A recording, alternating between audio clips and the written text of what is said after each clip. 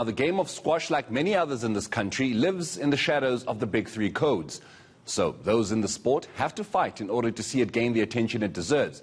After a lengthy break due to COVID-19, squash makes a welcome return with the South African Regional Tournament. eNCA's Justin Ford has that story. The country's best squash players are back in action this weekend. 8 regions will battle it out for representation at the Nationals. After a long COVID-19 layoff, there were mixed emotions with the return to play. The initial response was a little bit slow, but as people started to get to play a bit more and realize that it is a safe environment so long as all the protocols are in place, everybody started to feel comfortable and entered, and we've got a very good turnout now. The Western Cape's top seed Gary Whedon is happy to be back after a 6-month layoff.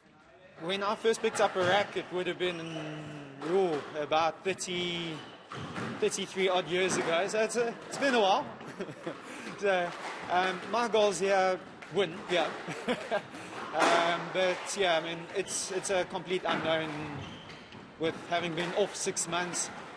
What my opponents, Miguel, Rudy and JP have been doing over the lockdown, what I've done, it's an unknown, so but hoping for the best, yeah.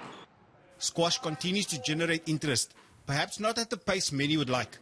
It's not a massive growth, but we've got a lot of very good juniors who are coming through the ranks and are getting into the senior tournaments, playing at very high levels, which is encouraging.